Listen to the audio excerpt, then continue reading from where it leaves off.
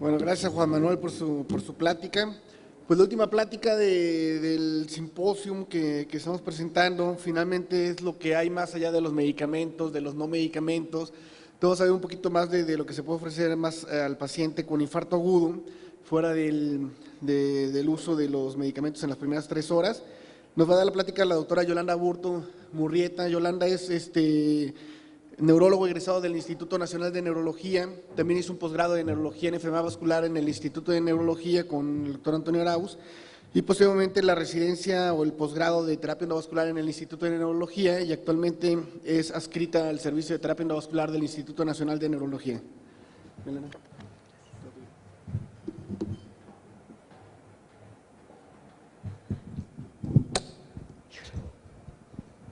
Bueno, pues muy buenas tardes. Para finalizar este tema, es un placer estar con todos ustedes.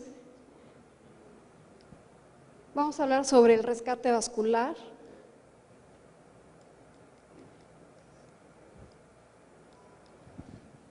Bueno, si me las quiere ir pasando, por favor.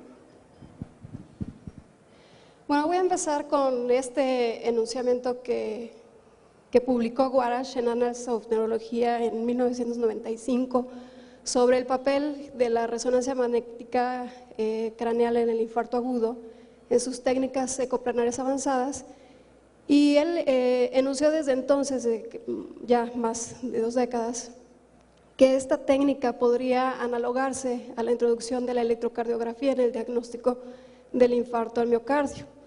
Como sabemos, esta técnica en el infarto al miocardio es muy rápida, es muy confiable, objetiva, adecuada y esencial. Y asimismo la resonancia magnética es rápida, una secuencia tarda 15 minutos, no es tan tardada. Y esta técnica es esencialmente importante para tomar decisiones de emergencia en la intervención terapéutica para el infarto agudo.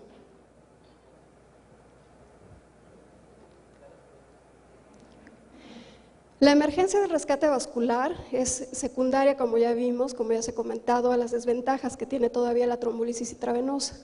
No se ha llegado a perfeccionar y bajo este rubro pues tenemos desventajas, ya que la ventana terapéutica es corta, el riesgo de sangrado es importante en oclusiones mayores y sobre todo la recanalización es limitada en oclusiones de grandes arterias.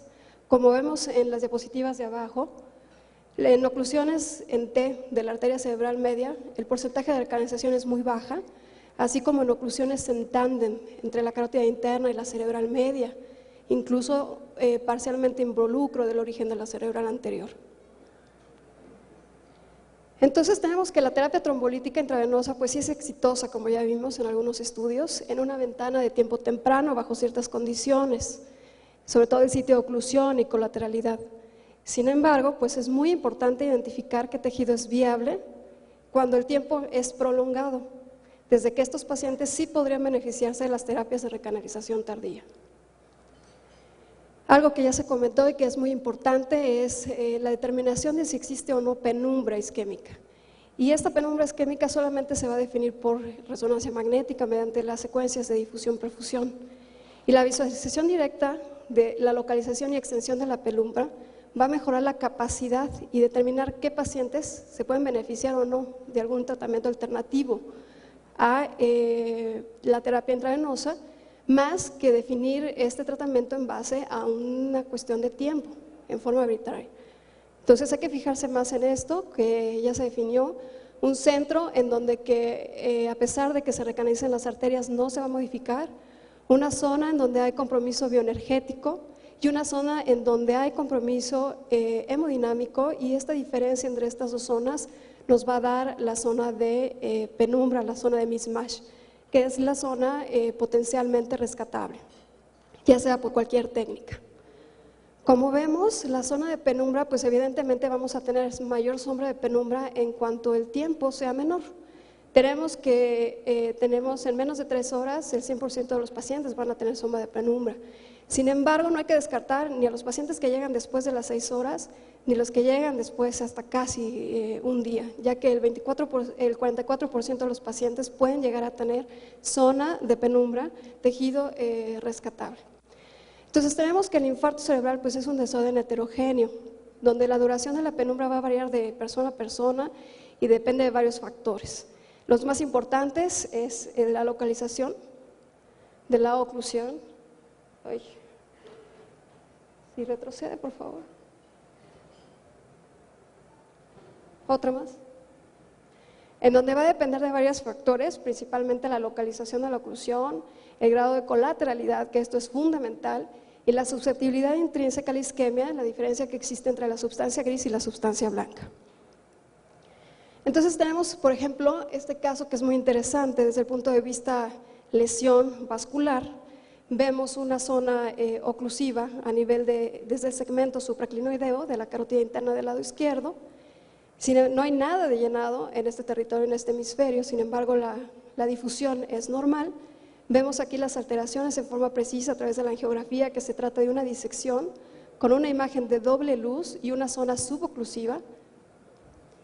Sin embargo, la colateralidad en esta paciente pues era muy importante, tan importante que no desarrolló ningún evento isquémico en los estudios de imagen, y entonces aquí uno dice hay que hacer o no hay que hacer algo, ¿no?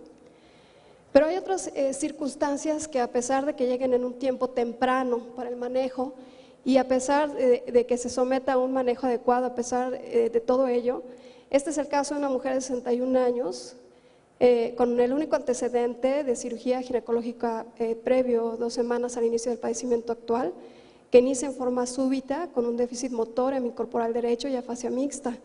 Esta paciente se evalúa mediante estos estudios de imagen en forma muy precisa, en forma muy adecuada, rápida, y se inicia trombolisis intravenosa a la hora 30 minutos. Andando más en estos estudios de imagen, vemos las alteraciones en la perfusión a nivel precentral del territorio carotídeo izquierdo, de la cerebral media, y vemos en la angioresonancia una alteración que viene a nivel de la carótida interna, en su segmento cervical prácticamente involucra el segmento petroso, y no vemos llenado de la cerebral media, que tendría que venir aquí, y no sabíamos en ese momento si las dos cerebrales anteriores emergían de este lado, o bien como variante anatómica, o bien el coágulo se encontraba en tándem desde la carótida interna a la cerebral media. Esta paciente, como les comentaba, se sometió a trombolisis intraarterial, no mejoró en forma muy escasa, y por la imagen de la carótida interna se pensaba en una probable disección arterial, por lo que se solicitó este estudio de angiografía. Este estudio de angiografía mostraba la colateralidad leptomeningia, que no sé si este tipo de colateralidad se puede ver a través del Doppler transcraneal, pero sí se puede visualizar en forma muy precisa a través de la angiografía, aunque sea un método invasivo. Pero sin embargo esta colateralidad no era suficiente, dado que en la perfusión obtenida por el estudio de angiografía pues mostraba una ausencia importante en el territorio pues ocluido, como vemos desde estas imágenes. Estas son otras proyecciones, vemos la colateralidad leptomeningia, una colateralidad indirecta en cascada, sin embargo insuficiente, y vemos el resultado de esta lesión isquémica. Entonces, volviendo al tema, pues es una paciente que llegó en forma muy adecuada, precisa, con un tratamiento preciso, sin embargo no fue monitoreada qué pasaba con este coágulo o con esta lesión. Esto llevó a que pues la lesión de penumbra no se rescatara, que probablemente era esto, y pues el infarto se desarrolló en forma importante. Para recordar los grados de oclusión desde el punto de vista angiográfico, tenemos 5 grados de oclusión, desde grado 0 los más leves y corticales, como son territorio cerebral en media, M3, o cerebral anterior A2, o alguna rama de la vertebral o de la basilar, y así hasta llegar a las oclusiones de la carótida o del tronco de la basilar. Entonces tenemos que el rescate vascular como tal, como la trombolisis intraarterial, la embolectomía y la angioplastía aguda, pues todavía son considerados como experimentales. Estos métodos podrían extender la definición actual de trombolisis a una terapia de recanalización o revascularización, una opción que debe considerarse en pacientes fuera de una ventana, posiblemente 3 horas, o con contraindicaciones por una trombolisis sistémicas, o quizás incorporar en aquellos pacientes en donde la trombolisis intravenosa no pueda generar apertura de coágulos en arterias grandes. Entonces, de acuerdo a los dispositivos neuroendovasculares y procedimientos para el infarto agudo, tenemos pues varios dispositivos para hacer trombectomías. El que está de moda pues es el Mercy, pero pues si acaso hay uno o dos en este país, no está usado en forma sistemática. Hay varios otros, el angiojet, neurojet, los retractores, las canastas, la trombectomía por succión, la trombolisis que se ha utilizado por vientre arterial, con RTPA uroquinasa, con Repro, el uso de la angioplastia con balón, el uso del láser intravascular.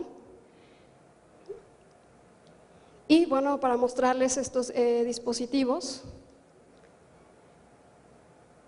y cómo funcionan algunos de ellos, como este es el angiojet, en donde a través de la punta se libera solución fisiológica en alta presión y posteriormente mediante presión negativa se extrusiona el coágulo. No hay experiencia en México, la experiencia reportada es norteamericana y como el efecto que tiene el mismo efecto que tiene a través del Doppler habitual, bueno, el Doppler intravascular se rompen estos puentes de fibrina, ese es el efecto, permitiendo una acción más precisa o en mayor cantidad de los trombolíticos aplicados por vía intraarterial. Estos son los resultados de estos estudios que realmente pues no los podemos aplicar a nuestro medio porque no tenemos nada en relación a eso. Pero sí, estos artículos que son recientemente publicados en donde se compara la trombolisis intraarterial y la trombolisis intravenosa en aquellos eventos isquémicos con el signo de la arteria cerebral media hiperdensa. Este estudio es observacional y prospectivo, se incluyeron pacientes, solamente 55 para trombolisis intraarterial dentro de 6 horas e intravenosa dentro de las 3 primeras horas. Y se evaluó mediante angiografía qué porcentaje tenían de recanalización y en el brazo de trombolisis intraarterial el 53% se recanalizó en estos sitios de oclusión, territorio cerebral media, mientras que en trombolisis intravenosa se recanalizó solamente en el 23%. Entonces esto es lo que sucede mediante la angiografía, la recanalización completa que es el TIMI-3 se logró en el 16% de los casos, la recanalización parcial, que es el TIMI-2, en el 55%, mínima en el 16% y ausente solamente en el 13% de los casos. Estamos hablando que más del 80% tuvieron algún grado de recanalización, siendo el 16% una recanalización completa. Pero además de la recanalización, pues es muy importante la evaluación, porque muchas veces se recanaliza y la evolución, el pronóstico, pues no cambia mucho. Y aquí pues sí hay diferencias importantes entre un brazo y otro en cuanto al pronóstico de Rankin, favorable con una escala de Rankin menor o igual a 2, en donde pues es estadísticamente significativo. Tuvimos menos muertes, 7% en relación a 22, y aunque las hemorragias intracraneales fueron mayor en el grupo de trombolisis intraarterial, pues realmente no modificó mucho el pronóstico en relación a la escala de Rankin. Estas son las características de los pacientes. Vemos que estadísticamente significativo fue el tiempo en el cual iniciaron los síntomas al inicio del tratamiento, donde la media fueron 244 minutos en contra de 156 minutos. Otro estudio también importante es el uso de los stents. El uso de los stents, pues bueno, ya sabemos todos que es, inicialmente teníamos los de uso coronario, los expandibles por balón. Esto limitaba su uso mucho a nivel intracraneal por la navegabilidad, dado que las arterias intracraneales pues son tortuosas y pues siempre se quedaban a nivel del sifón, del segmento cavernoso y pues rara vez llegaban a zonas más distales. Sin embargo, estos stents autoexpandibles que son de diseño para uso intracraneal, los autoexpandibles pues han tenido una navegabilidad mucho más exitosa. Este estudio es un análisis retrospectivo que evalúa la recanalización segura y rápida en oclusiones de carótida interna en el EBC agudo mediante stents autoexpandibles. Se utilizaron dos tipos de stents autoexpandibles, solamente se evaluaron 9 pacientes, oclusiones muy diversas desde carótida interna, segmento M1, M2 en mayor proporción de la cerebral media hasta territorios más distales. Hasta ese territorio se llegó a colocar stents autoexpandibles. Como vemos en esta tabla, se utilizó en la mayoría pre-angioplastía y post-angioplastía la colocación del stent, y algo muy importante en relación al uso y el manejo de estos stents son los inhibidores de la glicoproteína 2B3A. En resumen, tenemos que estos pacientes tuvieron una recanalización completa en un 89% de los casos, tuvieron una recanalización parcial en un 67% de los casos, una mortalidad del 33%, cuando el ranking ya era severo desde el inicio, y un ranking favorable menor o igual a 2 en el 67% de los casos. Entonces, este es un ejemplo con un grado de oclusión 3B desde el origen de la cerebral media, que se recuperó mediante el uso del balón. Aquí no se colocó stent. Y esta es la imagen después de la ausencia de llenado de la cerebral media, solamente esta alteración en la perfusión. Este es otro caso en donde vemos una importante reducción, probablemente por aterosclerosis en este segmento de la carótida interna, la colateralidad muy insuficiente, y esta recuperación, podríamos decir que esta recuperación es parcial. Y otro estudio también muy interesante es en relación a lo que sucede en los pacientes con disección arterial. El uso y la comparación de los stents y la trombolisis en contra de la trombolisis intravenosa en pacientes con oclusiones de la carótida interna en tándem y de la cerebral media en disecciones arteriales. Este es un estudio observacional prospectivo donde el pronóstico clínico de los pacientes se evaluó y solamente se incluyeron 6 pacientes a terapia endovascular y 4 a RTPA intravenosa. Como vemos, la escala, el puntaje de deterioro neurológico del NIH pues es muy similar en ambos grupos. El tiempo vuelve a ser mayor en este grupo que en el de terapia intravenosa. Se colocaron 6 stents, solamente en uno de ellos se utilizó trombolisis intraarterial con RTPA en dosis de 40 miligramos y en 4 de los 6 se llevó a cabo trombectomía. Este es un ejemplo que nos dan los autores de este artículo, en donde vemos prácticamente amputada la carótida interna. Se realiza primero la trombectomía y posteriormente se coloca el stent. Vemos que en estos 6 casos se logró una recalización completa de la cerebral media y solamente en uno de ellos, de los de terapia intravenosa, de los 4, se llevó a cabo la apertura de la cerebral media. Este es el pronóstico que es muy interesante en relación al ranking. Tenemos en los 6 pacientes tratados mediante terapia endovascular, tuvieron un ranking favorable menor o igual a 2. Solamente en uno de los 4 el ranking fue favorable, hubo una muerte y el ranking no fue favorable en 2 de los 4 pacientes.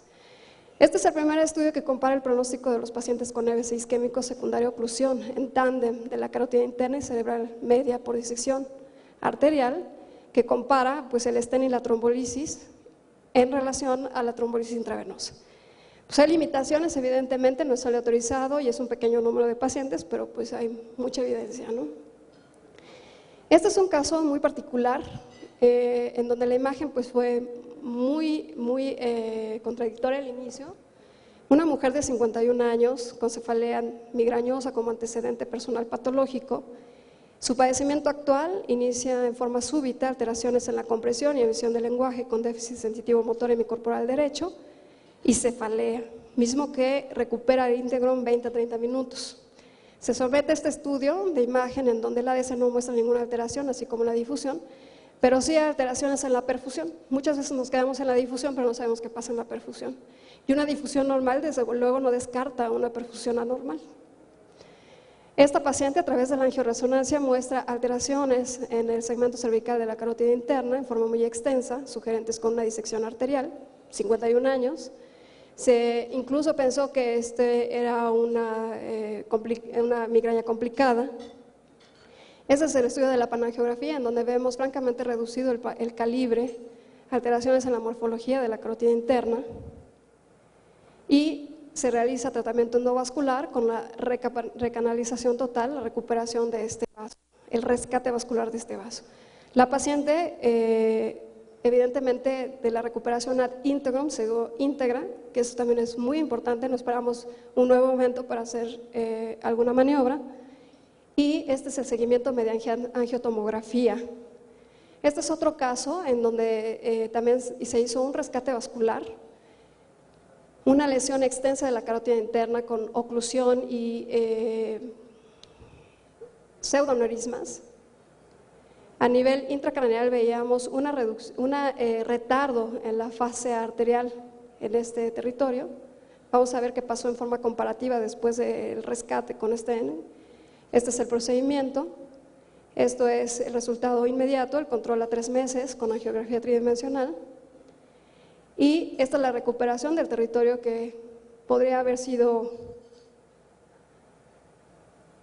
se hubiera quedado así, pero pues logramos este cambio. Esta es la lesión inicial con la que entró el paciente, no hubo cambios, y una fascia transcortical motora se recuperó a íntegro. La paciente tiene un ranking de 0 a 3 meses. En conclusión, les quiero comentar que, bueno, que la resonancia pues, es indispensable, tanto la difusión y la perfusión en el manejo moderno de la isquemia cerebral aguda. La tomografía cerebral determina en forma temprana y absoluta la hemorragia subaracnoidea. Tiene valor la tomografía siempre y cuando sea contrastada o cuando tenga un software en donde podamos ver la reconstrucción tridimensional, intraarterial y la perfusión. Y como vemos, la asociación de antiagregantes más dispositivos endovasculares de revascularización mecánica reducen la transformación de un TIMI, de una oclusión completa a una apertura total, y sustituyen la adversidad del manejo con fibrinolíticos. Muchas gracias.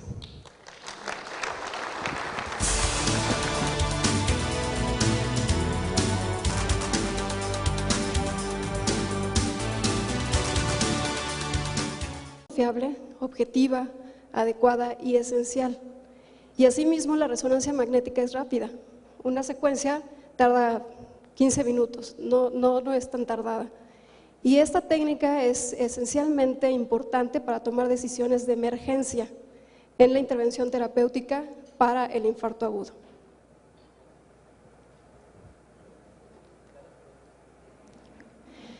La emergencia del rescate vascular es secundaria, como ya vimos, como ya se ha comentado, a las desventajas que tiene todavía la trombolisis intravenosa. No se ha llegado a perfeccionar y bajo este rubro pues tenemos desventajas, ya que la ventana terapéutica es corta, el riesgo de sangrado es… Nos va a dar la plática la doctora Yolanda Aburto Murrieta. Yolanda es neurólogo egresado del Instituto Nacional de Neurología, también hizo un posgrado de Neurología en Enfermedad Vascular en el Instituto de Neurología con el doctor Antonio Arauz, y posteriormente la residencia o el posgrado de Terapia Endovascular en el Instituto de Neurología, y actualmente es adscrita al Servicio de Terapia Endovascular del Instituto Nacional de Neurología.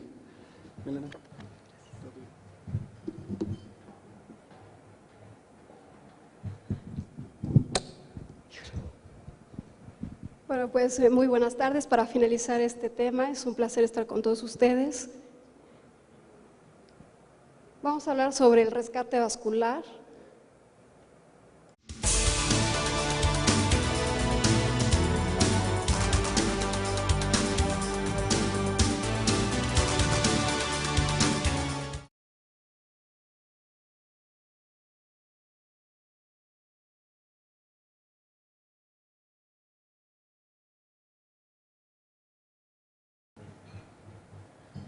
Bueno, gracias Juan Manuel por su plática. Pues la última plática del simposium que estamos presentando, finalmente es lo que hay más allá de los medicamentos, de los no medicamentos.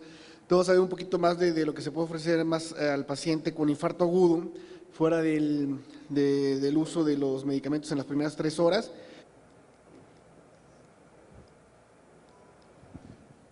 Bueno, si me las quiere ir pasando, por favor. Bueno, voy a empezar con este enunciamiento que publicó Guarash en Annals of Neurología en 1995 sobre el papel de la resonancia magnética craneal en el infarto agudo en sus técnicas ecoplanarias avanzadas, y él enunció desde entonces, ya más de 2 décadas, que esta técnica podría analogarse a la introducción de la electrocardiografía en el diagnóstico del infarto al miocardio. Como sabemos, esta técnica en el infarto al miocardio es muy rápida, es muy importante en oclusiones mayores, y sobre todo la recanalización es limitada en oclusiones de grandes arterias. Como vemos en las diapositivas de abajo, en oclusiones en T de la arteria cerebral media, el porcentaje de recanalización es muy baja, así como en oclusiones en tándem entre la carótida interna y la cerebral media, incluso parcialmente involucro del origen de la cerebral anterior. Entonces tenemos que la terapia trombolítica intravenosa pues sí es exitosa, como ya vimos en algunos estudios, en una ventana de tiempo temprano bajo ciertas condiciones. sobre todo el sitio de oclusión y colateralidad. Sin embargo, pues es muy importante identificar qué tejido es viable cuando el tiempo es prolongado.